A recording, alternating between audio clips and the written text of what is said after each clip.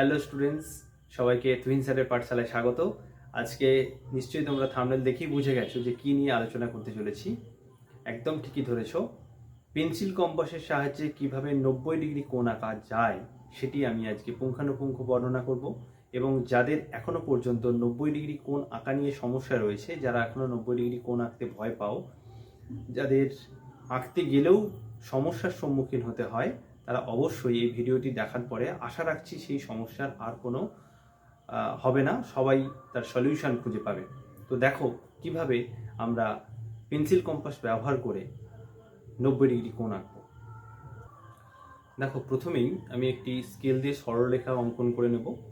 যদি তোমাদের প্রশ্নে নির্দিষ্ট মাপের কোনো সরলরেখা আঁকতে বলে, তাহলে তো অবশ্যই তোমরা সেই নির্দিষ্ট মাপের সরলরেখা আঁকবে। আমি একটি যে কোনো মাপের সরলরেখা নিলাম এবং সরলরেখার দুই প্রান্তে এ এবং বি দুটি বিন্দুর নাম দিয়ে দিলাম। তোমরা অন্য নামও দিতে পারো, আমি এখানে এ আর বি নাম দিয়েছি। এরপর আমরা পেন্সিল কম্পাস ব্যবহার করব। পেন্সিল কম্পাসকে যে কোনো মাপের তুমি বৃত্তচাপ নিতে পারো পেন্সিল কম্পাসের সাহায্যে। এটা কোনো নির্দিষ্ট মাপের হয় না। 90 ডিগ্রি কোণ সাধারণত যে কোনো মাপের বৃত্তচাপ নিয়ে আমরা অঙ্কন করতে পারি, কোনো নির্দিষ্ট মাপের দরকার নেই।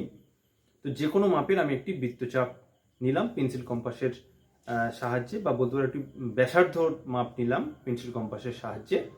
এরপরে আমরা কি করব, পেন্সিল কম্পাসের কাঁটাটিকে আগে থেকে অঙ্কন করে রাখা যে সরল রেখাটি, তার এ বিন্দুতে, আমরা কখনো কখনো সম্পাদ্য আঁকতে গেলে বি বিন্দুতে বসিয়েও 90 ডিগ্রি কোণটি অঙ্কন করব, একই পদ্ধতি। তো আমরা এখানে এ বিন্দুতে কাঁটাটি বসিয়ে 90 ডিগ্রি কোণ আঁকাটা শিখছি। তো এ বিন্দুতে যেভাবে আমার আগের ভিডিওতে পেন্সিল কম্পাস কিভাবে ব্যবহার করতে হয় দুটি আঙুল দিয়ে, যদি কেউ না দেখে থাকো তোমরা আগের ভিডিওটি দেখে নিতে পারো। দেখো, ঠিক সেই একইভাবে আমি দুটি আঙুল ব্যবহার করে পেন্সিল কম্পাসের সাহায্য নিয়ে একটি বৃত্তচাপ অঙ্কন করলাম। এবং এই বৃত্তচাপ আঁকার সময় তোমরা একটা জিনিস খেয়াল রাখবে, যেন সরল রেখাটিকে বৃত্তচাপ একটি বিন্দুতে ছেদ করে। বৃত্তচাপটি সেইভাবেই ততটাই বড় আঁকবে যেন একটা ছেদ বিন্দু পাওয়া যায়, কারণ এই ছেদ বিন্দুটাই আমাদের পরবর্তীকালে কাজে লাগবে। এবার দেখো, ওই বৃত্তচাপের মাপটি কিন্তু একই আছে, ওই মাপটিকে আমরা ছোটও করব না, বড়ও করব না। এবারে সরল রেখাটিকে বৃত্তচাপটি যে বিন্দুতে ছেদ করেছে, আমরা ওই বিন্দুতে ওই একই মাপ নিয়ে আরেকটি বৃত্তচাপ কাটবো আগের থেকে এঁকে রাখা বৃত্তচাপের ওপর। সেই বিন্দুটিকে আমরা একটা নাম দিয়ে দিলাম, ধরো সেই বিন্দুটাকে আমি নাম দিলাম সি বিন্দু। এবার দেখো, ওই সি বিন্দু আর এ বিন্দুকে যদি আমরা সংযোগ করে দিই, তাহলে আমরা 60 ডিগ্রি কোণ পাবো, সেটা আমরা পরবর্তীকালে দেখছি। এবারে সি বিন্দুকে আবার ওই একই মাপের বৃত্তচাপ নিয়ে সি বিন্দুর ওপরে কাঁটাটি বসিয়ে আবার আগে থেকে এঁকে রাখা বৃত্তচাপের ওপর আরেকটি বৃত্তচাপ আমরা অঙ্কন করব। সেই বৃত্তচাপের ছেদ বিন্দুকে আমরা নাম দিলাম ডি বিন্দু। এবার সি বিন্দুর ওপর যেটা 60 ডিগ্রি কোণটি হয়েছে, ওই সি বিন্দুর ওপর আমরা আবার একই মাপের বৃত্তচাপের কাঁটাটি বসাবো এবং একটু ওপরের দিকে আরেকটি বৃত্তচাপ অঙ্কন করে নেব। ঠিক আছে? এবার দেখো, ডি বিন্দুতে আমরা কাঁটাটা বসাবো। খেয়াল রাখো, মাপ কিন্তু বৃত্তচাপের ছোটও হচ্ছে না, বড় হচ্ছে না, একই মাপ রয়েছে। এবারে আগে যে বৃত্তচাপ সি বিন্দুতে বসিয়ে কাটলাম, তার উপরে আরেকটি বৃত্তচাপ কেটে নিলাম, তাহলে দুটো বৃত্তচাপ একটা বিন্দুতে ছেদ করেছে। এখন আমরা এ বিন্দুর সঙ্গে ওই যে দুটি বৃত্তচাপের ছেদ বিন্দু, সেটিকে সংযোগ করে দেবো স্কেল দিয়ে। দেখো, স্কেল দিয়ে সংযোগ করার পরে আমরা যে সরলরেখাটি পেলাম, সংযোগ করছি স্কেল দিয়ে, সংযোগ করার পরে আমরা যে সরলরেখাটি পাবো, সেই সরলরেখাটিকে আমরা উপরের দিকে একটু বাড়িয়ে দেব। সরলরেখাটিকে বাড়িয়ে দেওয়ার পরে তার যে প্রান্তবিন্দু হবে, সেই প্রান্তবিন্দুকে একটি নাম দেব। আর যে কোণটি এখন তৈরি হলো দুটি বিন্দুকে সংযোগ করার পরে, সেই কোণটি হচ্ছে 90 ডিগ্রি এবং সরলরেখাটির প্রান্তবিন্দুকে আমরা নাম দিলাম পি বিন্দু। তাহলে পি এ বি কোণ, এই যে কোণটি আমরা পেলাম, এই কোণটির ভ্যালু কিন্তু হচ্ছে 90 ডিগ্রি। ঠিক আছে? আমরা এটাই আঁকতে চলেছিলাম।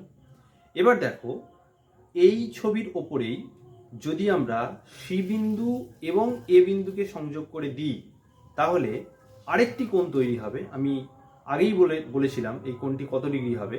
এই সি বিন্দু এবং এ বিন্দুকে সংযোগ করার পরে যে কোণটি তৈরি হবে সেই কোণটি হবে 60 ডিগ্রি বা 60 ডিগ্রি। এইখানে আমি একটা কিউ বিন্দু প্রান্ত বিন্দুকে নাম দিয়ে দিলাম এবং দেখো যে কোণটি আমরা লিখছি কিউ এ বি কোণ, সেই কোণের ভ্যালু হচ্ছে 60 ডিগ্রি বা 60 ডিগ্রি। এখন আরেকটি বিন্দু ডি বিন্দু রয়েছে, সেই ডি বিন্দুর সঙ্গে যদি এ বিন্দুকে সংযোগ করে দিই ঠিক আগের মতোই, তাহলে এই ডি বিন্দুর সঙ্গে এ বিন্দুকে সংযোগ করে দিলে যে কোণটি হবে সেটি হবে 120 ডিগ্রি। এবং আমি সংযোগ করার পরে প্রান্ত বিন্দুকে নাম দিলাম আর, তাহলে আমাদের যে কোণটি উৎপন্ন হলো তার নাম হচ্ছে আর এ বি কোণ। এই আর এ বি কোণ এই ভ্যালুটি হচ্ছে 120 ডিগ্রি। যদি তোমাদের ভিডিওটি ভালো লেগে থাকে তাহলে অবশ্যই একটি লাইক করবে, একটু কমেন্ট করবে এবং কেমন ধরনের তোমরা ভিডিও চাইছো, কেমন ধরনের ম্যাথমেটিক্যাল টপিক নিয়ে তোমরা ভিডিও চাইছো সেটি যদি একটু কমেন্টে জানাও তাহলে আমার ভিডিও করতে অনেকটা সুবিধা হয়। এবং যারা এখনও চ্যানেলে সাবস্ক্রাইব করোনি তোমরা একটু যদি সাবস্ক্রাইব করে নাও তাহলে আমারও ভালো লাগে নতুন নতুন ভিডিও তৈরি করতে। এবং যারা ভিডিওটি হয়তো বুঝলে না, আমি তাড়াতাড়ি হয়তো ভিডিওটি তৈরি করার জন্য বললাম, তোমরা পুনরায় আরেকবার ভিডিওটি দেখে নিতে পারো যাতে তোমাদের 90 ডিগ্রি কোণ অঙ্কন করার কোনো সমস্যা আর থাকবে না। এবং এই 90 ডিগ্রি কোণ অঙ্কনের পদ্ধতিটা সম্পাদ্য অঙ্কনের ক্ষেত্রে আপ টু মাধ্যমিক ক্লাস পর্যন্ত প্রয়োজন হবে। সুতরাং এটি খুব গুরুত্বপূর্ণ একটি সম্পাদ্যের পার্ট, তাই তোমরা অবশ্যই 90 ডিগ্রি অঙ্কনটা ভালো করে শিখে নাও। এবং আরও কোনো টপিক নিয়ে যদি আমাকে বলো তাহলে আমার ভিডিও বানাতে সুবিধা হয়। সেই টপিকগুলো একটু কমেন্টে তোমরা যদি জানিয়ে দাও তাহলে আমার ভিডিও তৈরি করতে খুব সুবিধা হবে। আজকের মতো এই পর্যন্তই।